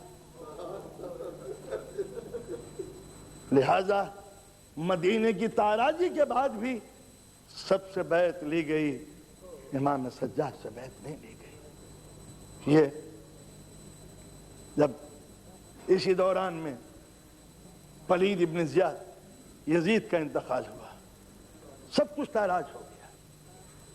امی تاج و تخت کربلا کی تیز آندھیوں میں ایسا گل ہوا کہ پھر جل نہ سکا۔ کسی نے نام نہ لیا کہ ابو سفیان کی نسل کن دریچوں کے اندر باقی ہے۔ مسلمانوں نے قبریں کھود دی، ان کی ہڈیاں نکال کے جلائی گئیں، ان کی جلی ہوئی ہڈیوں کو راکھ بنا کر ہوا میں منتشر کر دیا۔ یہ ہے عصمت سے ٹکرانے کا قہری نتیجہ۔ اب ایک اور خاندان باقی رہ گیا۔ ابو سفیان نسل مٹا چکا، اب مروان کی نسل آگے بڑھی۔ یزید کے مرنے کے بعد اس کا بیٹا طرف اقتدار پر آیا، معاویہ ابن یزید، 19 20 یا 21 برس کا جوان، رنگین ماحولوں کا پروردہ، شراب نوشی، نقرے قہقہے اور موسیقی کی دل نوائی تانوں میں جس کی زندگی گزری ہو۔ اس نے نہ قرآن سنا تھا، نہ حدیث سنی تھی، نہ آل رسول کے متعلق جانا تھا۔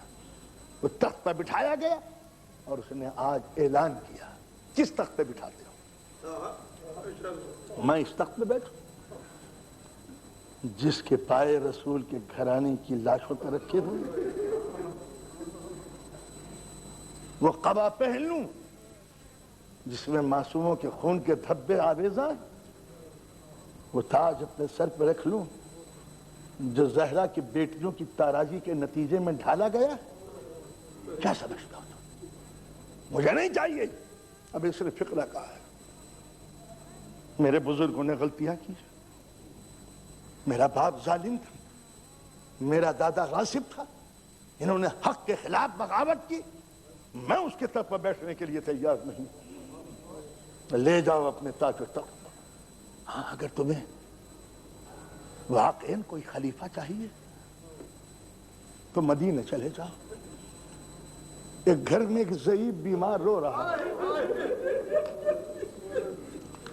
ایک بیمار رو رہا، بڑے کریم باپ کا بیٹا ہے، بڑے کریم نسل کا انسان ہے، قدموں پہ سر رکھ دو، ممکن ہے کہ کربلا کو معاف کر دے۔ خطبہ دیا ہے معاویہ ابن یزید نے کہ کن کن سازشوں کے تحت میرے بزرگوں نے حق کو چھینا۔ نیچے مروان بیٹھا ہوا تھا۔ جب مروان نے یہ سنا کہ یہ کہہ رہا ہے معاویہ ابن یزید کہ مجھے نہیں چاہیے تھا جو تک، تو نیچے سے آواز دی، کیا آپ جمہوری نظام کے تحت خلیفہ بنائیں گے؟ کہا جنہوں نے شورا کے ذریعے خلیفہ بنایا، کیا انہوں نے حق کا کام کیا تھا؟ حق کے مقابلے میں جو شورا علی جیسے حقدار کو نہ چنے، وہ کتنے غداروں کا مجموعہ ہوگا۔ اب میں جملہ نہیں ملاحظہ فرمایا، جو مجلس شورا علی جیسے حق کو انتخاب نہ کرے، وہ کتنے ظالم انسانوں کا شورا ہوگا۔ تو انہوں نے اپنی سزا پالی، اور میں بھی اپنی سزا پاؤں گا اگر اس کو ہم شورا کے حوالے کریں گے۔ لمبی چوڑی تقریر کر کے، اظہار حق کر کے، دوستو بتاؤ یہ کربلا کا وہ قہری نظام ہے یا نہیں جس نے حق اور باطل کو الگ الگ کر دیا؟ شام کے اندھیروں میں یزید کا وارث، ابو سفیان کا وارث، اور اپنے بزرگوں کے دوستی ہونے کا اعلان کرے، اپنے باپ تاریخ کو غدار کہے، اپنے آپ بزرگوں کو دوستی کہے۔ میرا باپ بھکت رہا ہے دوزخ میں، میرا دادا جہنم میں جل رہا ہے، یہ کون پوتا کہہ سکتا ہے؟ یہ پوتا نہیں کہہ رہا تھا، کربلا کا خون کہہ رہا تھا۔ پھر چلا گیا یہ۔ 16 دن کے بعد زہر میں ڈوبی ہوئی اس کی لاش نکلی۔ اے جوان، تیری موت کی عظمت کو سلام،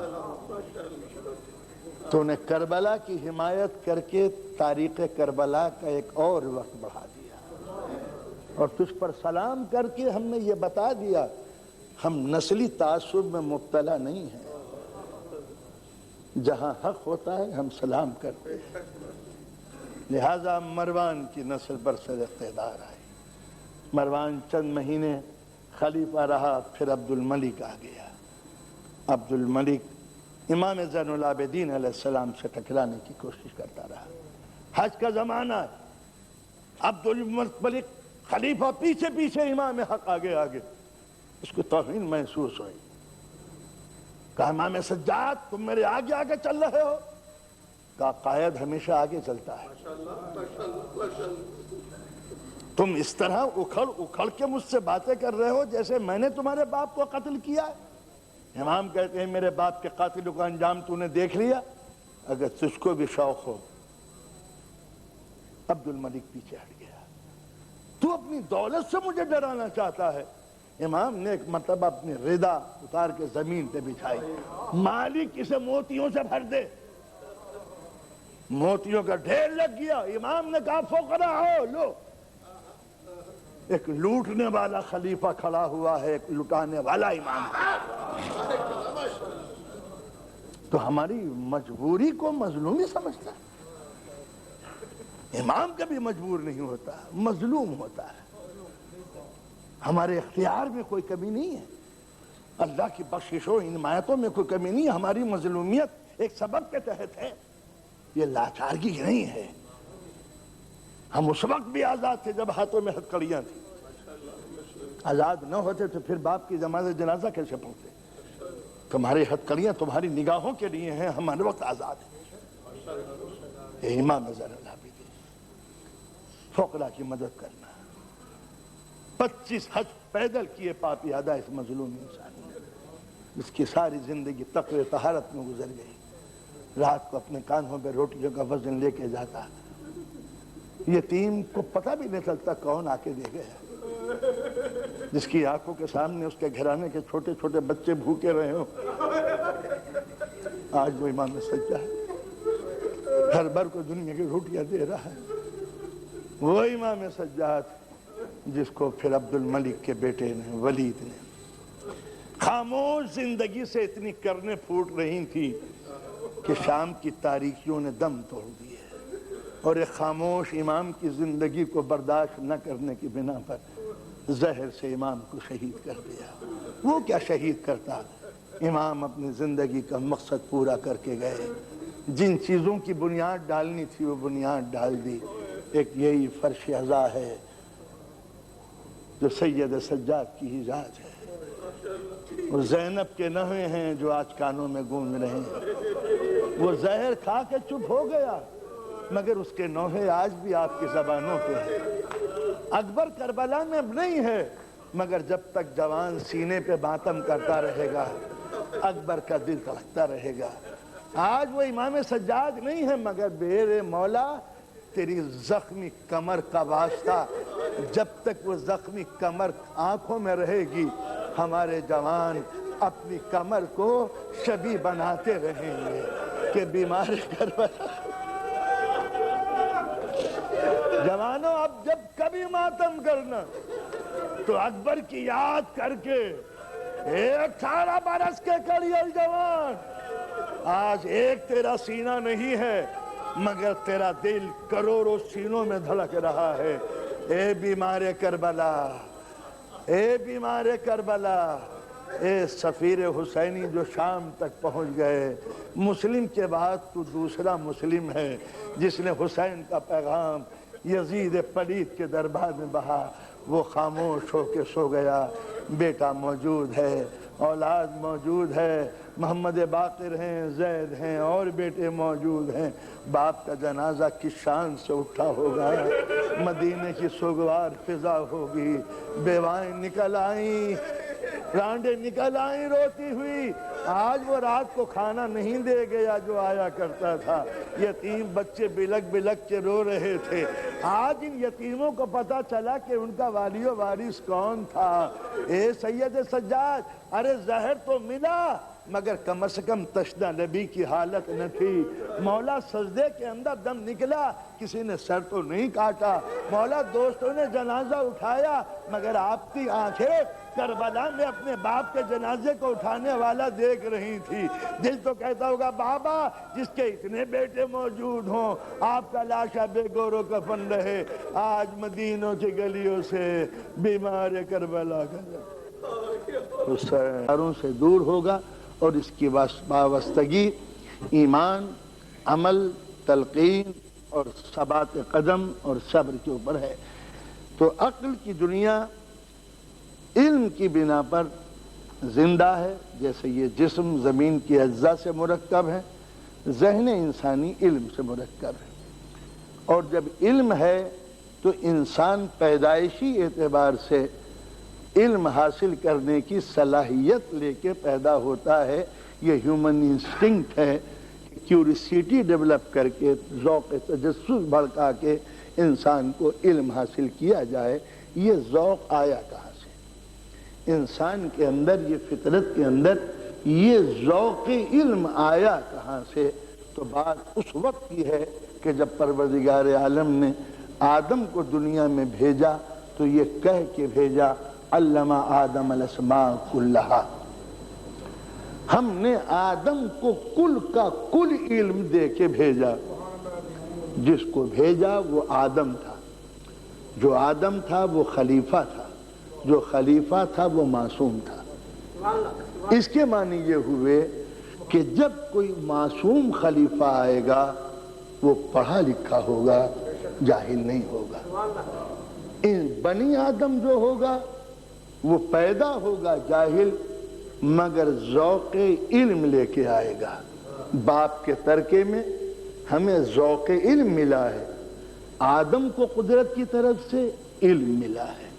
یہیں سے دو چیزوں میں فرق ہوا۔ جو معصوم آدم ہوگا وہ علم وہبی کا مالک ہوگا، علم لدنی گاڈ گفٹ، اللہ اسے علم کل دے کے بھیجے گا۔ یہ پہلی قدرت نے معیار رکھا معصوم ہونے کا، خلیفہ ہونے کا، اس کا نائب ہونے کا، اس کا نبی ہونے کا۔ کہ نبی کون ہے؟ پریشانی کیا ہے دوستو؟ نبی آتا ہے فزیکل باڈی میں، معصوم آتا ہے جسمانی تقاضوں کے ساتھ۔ تو مجھ میں اور معصوم میں کوئی فرق نہیں ہے، ایک سر، دو آنکھیں، ناک، ہاتھ، بات دونوں۔ تو اب فزیکل طریقے سے اس میں اور مجھ میں کوئی فرق نہیں ہے۔ بنیادی بات سے اسے بھی نیند آتی ہے، مجھے بھی نیند آتی ہے، وہ بھی بھوکا ہوتا ہے، میں بھی بھوکا ہوتا ہوں۔ صلوات پڑھیں محمد علیہ۔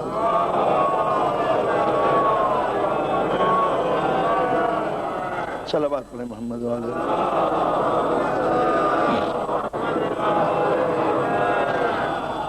جلدی نہیں اطمینان سے بالکل۔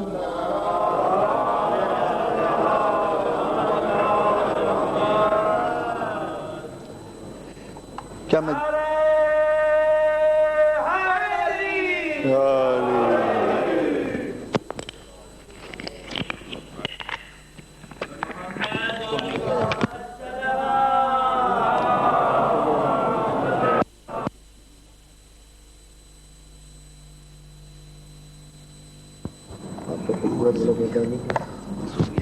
آدمی تو بھوکا ہوتا ہے، یہ بھی بھوکی ہوتی ہے۔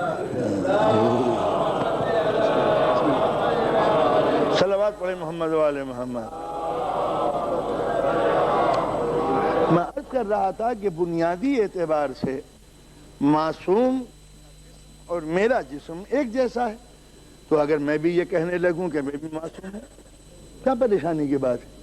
تو کوئی نہ کوئی فرق، امتیاز قدرت میں ہونا چاہیے، تاکہ اگر میں یہ دعویٰ کرنے لگوں کہ میں بھی معصوم ہوں، میں بھی اللہ کا بھیجا ہوا ہوں، میں بھی غلام احمد قادیانی نبی بنا کے بھیجا گیا ہوں، تو اب ظاہر ہے کہ بیچارہ بدن ہاتھ کا تو وہ ٹھیک ہے، تو یہ کیا پتہ چلے کہ یہ اصلی نبی ہے یا نقلی نبی ہے؟ یہ کیسے پتہ چلے کہ اصلی خلیفہ ہے یا نقلی خلیفہ ہے؟ یہ کیسے پتہ چلے کہ یہ امام جو ہے یہ ہمارا بنایا ہوا ہے، اللہ کا بنایا ہوا ہے؟ تو اللہ نے ایک تمیز رکھی، جو مسئلے کا جواب نہ دے سکے وہ ادھر کا مال ہے، اور جو ہر مسئلے کا جواب دے دے وہ ادھر کا مال ہے۔ اگر وہ سوچنے بھی لگے کہ ہاں ذرا غور کروں گا، ذرا دیکھوں گا کل، سمجھ لو ہاں بیچارہ ادھر کا ہے، یہ ہم ایکٹنگ کر رہا ادھر بننے کی۔ تو اللہ نے دو تمیزیں رکھی کہ جو میرا بندہ ہوگا نبوت کے عنوان میں، خلافت کے روپ میں، جسم تو لے کے آئے گا میرا، تمہارا جیسا، اس لیے کہ اگر تمہارا جسم جیسا نہ ہوگا تو وہ اتمام حجت کس پہ کرے گا؟ اگر معصوم کی فزیکل باڈی نہ ہو اور وہ کہے روزہ رکھو، ہم نے کہا حضور آپ کو بھوک لگتی ہے؟ تو بھوک، ہمیں تو بھوک نہیں لگتی، تو بھوک نہیں لگتی تو ہم بندے، ہمیں بھوک لگتی ہے، روزہ ہمارے لیے نہیں ہے۔ اس لیے یہ کام جبرائیل امین سے نہیں لیا گیا، انہیں پرانے تجربے کار تھے، بڑے اچھے طریقے سے تبلیغ کرتے، نبیوں کو آنے کی ضرورت بھی نہیں پڑتی، جبرائیل امین آ جاتے، وہ کہتے روزہ رکھو۔ جبرائیل امین آپ کو بھوک لگتی ہے؟ بھوک نہیں۔ صبح کو سویرے اٹھا کرو، سرکار آپ کو نیند آتی ہے؟ نیند کیا ہوتی ہے؟ تو جبرائیل یہ نہیں جانتے کہ نیند کیا ہوتی ہے۔ جبرائیل کبھی جوان بھی رہے ہیں آپ کہ جوانی کیا ہوتی ہے؟ یہ کچھ ہوتی ہے، کچھ چیز ہوتی ہے، انہوں نے کہا نہیں ہم کبھی جوان نہیں رہے۔ تو جس کے دل میں آتش شباب نہ ہو وہ مجھے تلقین صبر کیا کرے گا؟ آپ نے اندازہ لگایا؟ تو جو بھوکا نہ رہتا ہو وہ کیا کہے گا کہ روزہ رکھو؟ جسے پیاس نہیں لگتی تو وہ کیا کہے گا کہ صبر کرو؟ جس کے کچھ زخم ہی نہیں لگتا ہو وہ کیا کہے گا کہ جہاد کرو؟ تو لہذا جبرائیل امین کہتے اور ہم سہنے ہوئے سنتے رہتے، موقع نکل کے بھاگ، اب کوئی آ جاؤ بس یہی ہے، نہ اسے بھوک لگتی ہے، نہ پیاس لگتی ہے، نہ زخم لگتا ہے، اور نہ برسی لگتی ہے، نہ خون بہتا ہے، اور ہم نے نہ شادی کرتا ہے، نہ بچے، نہ جو نہ جاتا ہے، نہ اندر، اللہ نے ایسے ناتا تو ہو گئی۔ تو لہذا جبرائیل امین کی تبلیغ ہمارے لیے تحریک تو ہو سکتی تھی لیکن اختیاری نہیں۔ محبت میں آ کے سجدہ کرنا، وہ ڈر کے سجدہ کرنا اور بات ہے، محبت میں جو سر جھکا دے وہ اس طرح سے پیدا ہوگا۔ اس لیے تبلیغ دین کے لیے، تبلیغ حق کے لیے اس جسم کے ساتھ عصمت کو اترنا، تاکہ جب ہم یہ کہیں وہ کہے کہ روزہ رکھو، کہا کیسے؟ کہ جیسے میں رکھتا ہوں۔ حضور آپ تو آل پروف ہے، آپ کو سنا بھوک ہی نہیں لگتی، کہ دہن میں سو کی زبان رکھ کے بتاؤ کہ مجھے پیاس لگتی ہے یا نہیں لگتی؟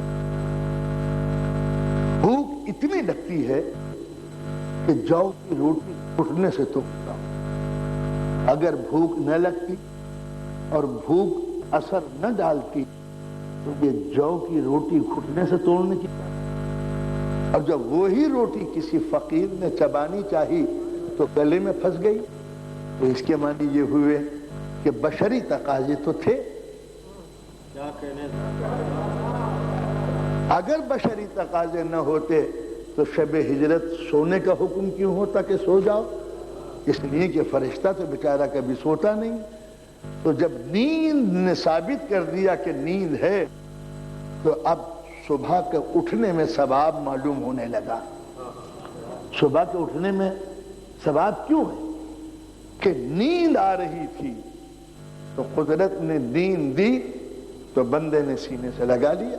نیند کوئی بری چیز نہیں ہے، سونا ثواب ہے، لیکن یہ ہے کہ جب میں نعمت